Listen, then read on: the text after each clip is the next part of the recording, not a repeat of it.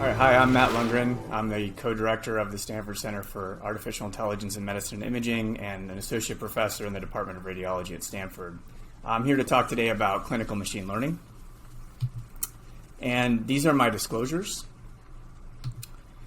So as you may be aware, we're sort of entering a period where we expect to have a significant physician shortfall worldwide. Their estimates widely vary, as you can imagine, but nonetheless, we're seeing already the effects of a lack of physician and medical expertise around the world and how it's impacting care and leading to incredibly large disparities around the world. At the same time, we live in an information overload society. We have noticed that despite the fact that our training in medicine has essentially stayed the same since it was formalized in the 50s, at the time, medical information doubled about every 50 years. So you could expect that if you're trained around that time, if you just kept up, generally speaking, with the medical literature, you would be able to be up to date throughout most of your career. That's obviously changed. Medical information doubles about every 73 days, which makes it almost impossible for us in the medical profession, no matter how subspecialized we are, to maintain a level of understanding of the most innovative and latest evidence. And as we move towards medical imaging, we recognize that there's an enormous amount of investment spurred in part by those trends I've just talked about, massive amounts of information and, of course, data, but also a huge gap in this dissemination of medical expertise. And so we see a lot of information that is being invested into this space, and we're sort of getting to a place where now we understand that the field has become quite crowded with folks like these. These are just a sampling. Some of these companies are focused specifically on medical imaging, some are focused on AI and healthcare more broadly, but we recognize that there's a large amount of interest and investment from the commercial space, again, spurred by a lot of these trends and, of course, the advent of deep learning. When we kind of look across the landscape of the different groups that are focused on clinical machine learning, we recognize that there are pros and cons, I guess, from each perspective, right? And we can see that, for example, AI startups tend to have technical knowledge. They certainly have access to compute. Interdisciplinary teams are a tougher sell, and certainly the access to data, and particularly for the imaging use case, labeled medical imaging data, is a huge bottleneck and a huge problem. Whereas when we compare sort of across, again, looking at academic medical centers, for example, we are in, we believe, the best position to continue to lead in this space, despite the fact that investments may be occurring elsewhere. We have the knowledge, often the compute. We have interdisciplinary teams. We have lots and lots of data that we can label and work with in-house. We have infrastructure for deployment and evaluation. And of course, we can disseminate through our various channels. And so we are in a very unique position right now with respect to the rest of the field and the community to lead in this space. And that's something that did not escape our notice when we set out to begin creating the Center at Stanford for Artificial Intelligence in Medicine and Imaging. What began as essentially 5 faculty and a few research labs back in 2017 has now blossomed into over 130 faculty across 9 departments and 3 schools. We have key collaborations with computer science luminaries like Fei-Fei Li, Chris Manning, and Andrew Ng.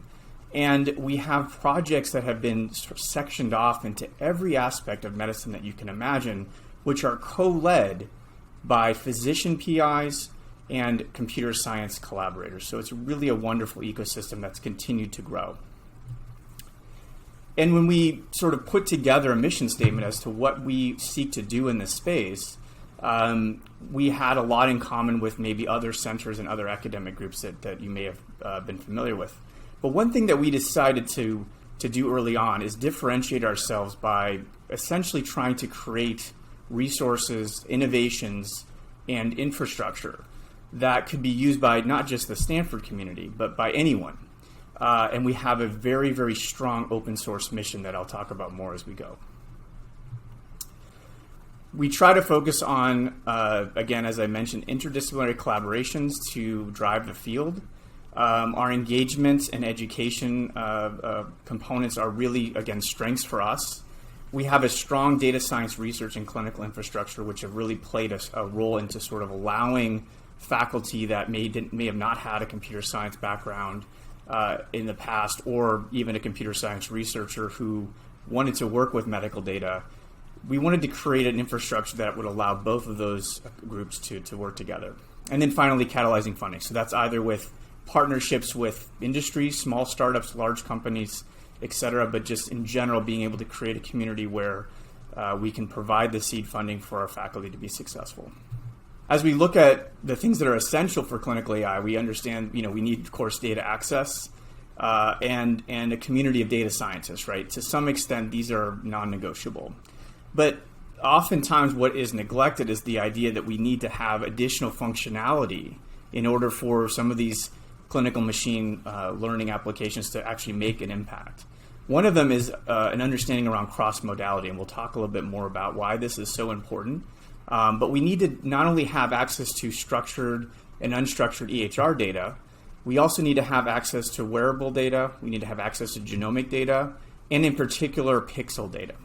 And we need to figure out a way to organize this data across timelines so that we can understand the course of healthcare and be able to, again, drive what we're trying to accomplish in terms of deployment.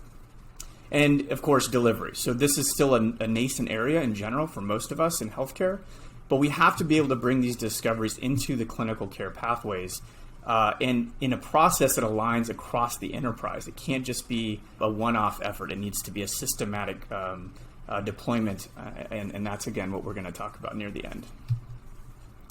We've worked incredibly hard to create a curriculum, recognizing that there are an unlimited number of open source sort of educational profiles and platforms around helping someone with a technical background understand the machine learning and healthcare applications, but there isn't much out there for those without a technical background. So all of those clinicians, all of the trainees, all of those in healthcare administration and pharma, other verticals that aren't technically sort of coming from a technical background, we needed to have a curriculum that allowed them to understand the tools and the principles behind these technologies in order to sort of have a meaningful interaction in a multidisciplinary team. So we started teaching this course, that's Dr. Serena Young and myself, as a sort of collaborative clinical and computer science background perspective. We then launched it on Coursera, and it's one of the most popular courses on the platform. And again, what makes it unique is that you don't have to come in with a computer science or coding background in order to walk away with a very strong understanding and the foundation in machine learning for healthcare.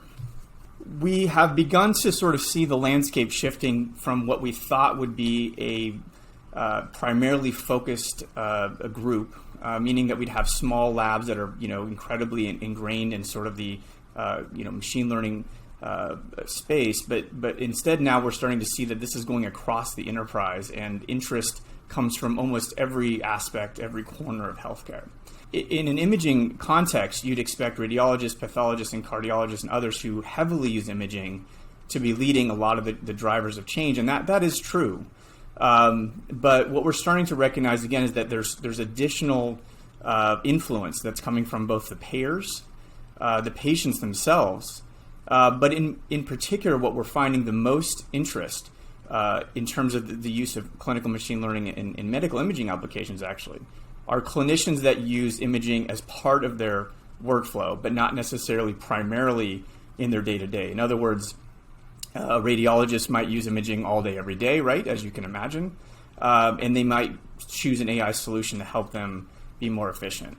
But what we're actually seeing is clinicians who use imaging as part of taking care of their patients are incredibly motivated to leverage these tools and technologies at the point of care to take care of their patients and potentially glean insights that would normally be the sort of the purview of the imaging specialists like radiologists.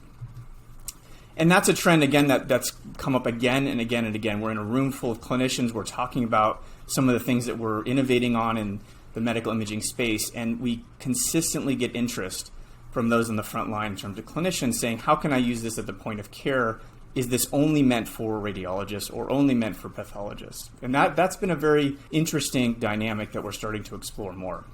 One of the applications that we've seen really have a lot of traction is the idea around point of care clinical imaging AI. So in other words, if you have a clinical decision support system that requires a radiologist in the workflow, in other words, you're doing a chest x-ray for deciding about pneumonia, you need to have a radiologist interpret that. That report needs to be dictated, that needs to be read, and then input into some kind of decision support tool in order to have a physician make a decision about treating that patient.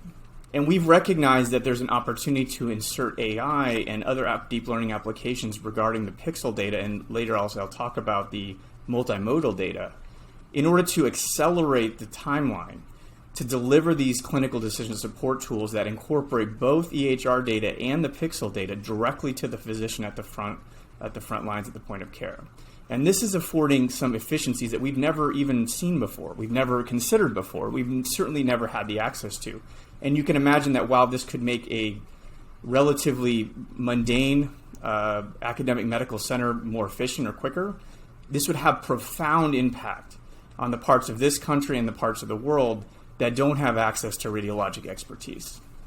One of the things that this has required is a deep understanding of how we can leverage multiple types of data in order to derive solutions that consider all of the possible context. So in other words, we have different types of data. So in the sort of green and blue, you see that there's two different modalities, and they can be fused together in different network architectures in order to derive decision-making towards a particular input or output. So for example, if I have a chest x-ray and I have clinical data that would suggest that this person's maybe more at risk for lung cancer or tuberculosis or acute pneumonia, those kinds of data that come from the EHR system would actually inform that model to have a higher performance, right? And it's actually the science of how you join these data together to arrive at those conclusions that really is a very interesting and new space that we're starting to explore more heavily. This is a review article, open access, you're welcome to check out, where we do a systematic review of the literature and break down all the different possible approaches to fuse electronic health record data and imaging data together to derive conclusions around certain use cases. We did this with a use case around pulmonary embolism, which is an incredibly acute and important use case, often driver of a lot of medical imaging utilization questions, and certainly the government and CMS and other payers have a strong incentive to reduce the amount of this type of work being done that's not necessary. We found that if we use just EMR or just the pixel data, our performance is modest to good, but when we fuse them together with different architectures, we found incredibly improved performance, as you'd expect. And just here's a couple examples of a vision model that was able to improve its diagnosis for pulmonary embolism, which is in the green boxes, because it was understanding the clinical context and the pretest probability was changing because of its understanding of that. And that was really a powerful discovery that I think will drive a lot of new applications and more useful applications, particularly in the imaging space. And that's work by Marswine. But what we've seen lately, as you can imagine, is an incredible transformation towards an acceptance for both data sharing and acceptance towards remote and potentially leveraging point of care solutions that we hadn't seen before. And that's essentially been driven by this pandemic. We have seen unusual use cases for EHR. For example, the EPIC group has a cognitive neural layer who has been actually leveraging various clinical machine intelligence solutions into its cloud architecture to pull in data from the EHR, and in this case, pull in pixel data, similar to what I've suggested just a minute ago, and derive a score directly to the clinician, in this case, for the likelihood that someone has COVID-19. So these kinds of things are starting to push through the traditional roadblocks and patterns of behavior because of the pandemic's sort of need and urgency. We're also seeing a lot of investment and interest from other companies looking to leverage point of care or pushing care out towards, again, maybe a Walmart clinic or maybe even at the home with the use of a smartphone. And we're seeing that these applications may have other potential use cases. Again, this is all about at the point of care. This is a trend that we noticed in our own center. We're seeing more and more of, and we're seeing it now more than ever being driven again by some of the pandemic use cases. But no matter what you have in terms of your technology and your performance and your use case, you need to have a way to implement it. And this is that last mile problem that is so incredibly difficult.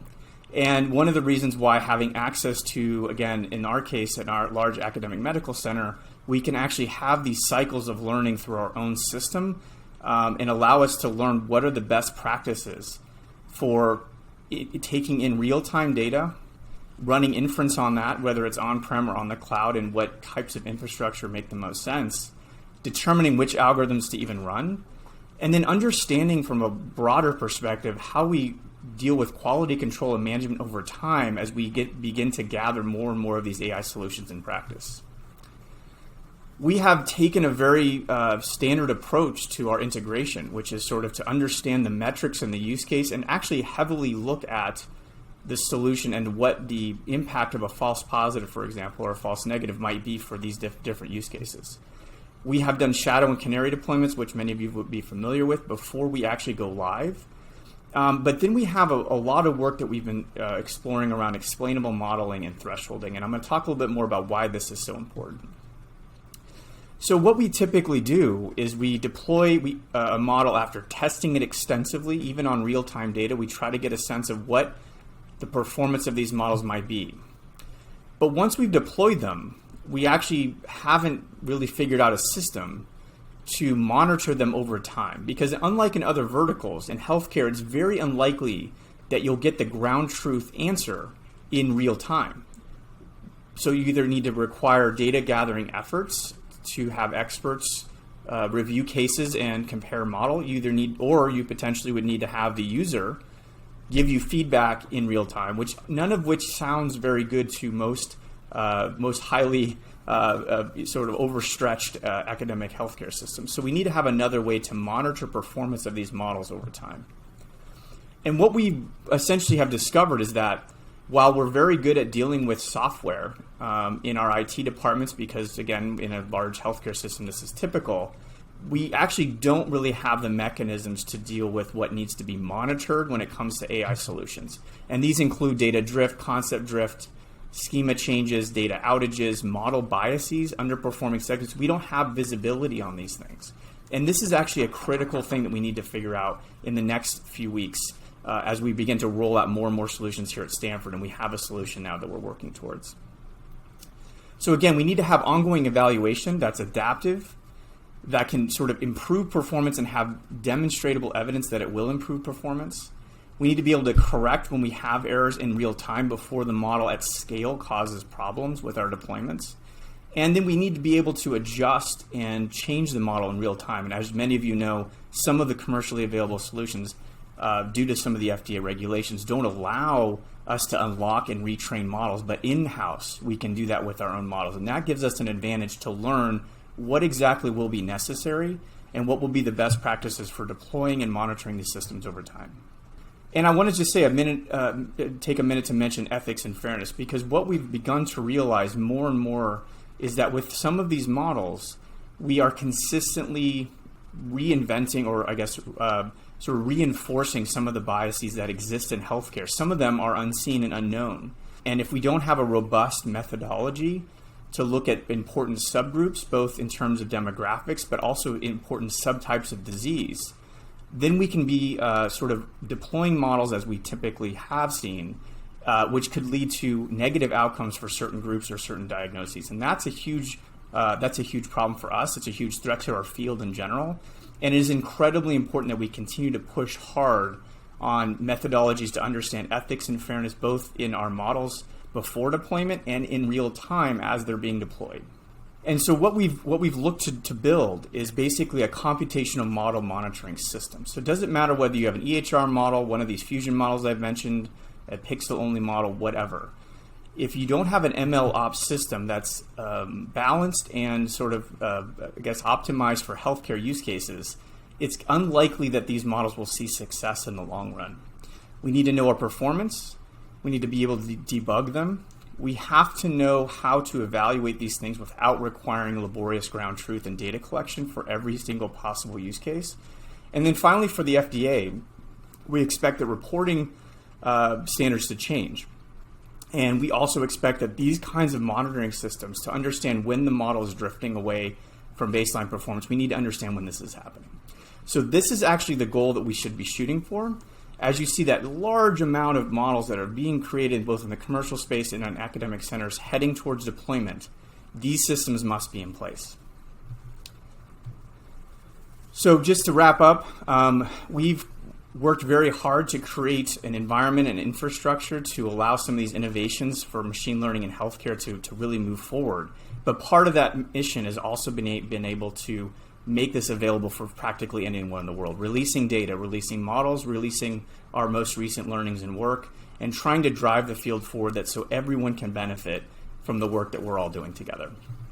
Thank you very much. This is how you can engage us in our center, and I'm happy to take questions offline.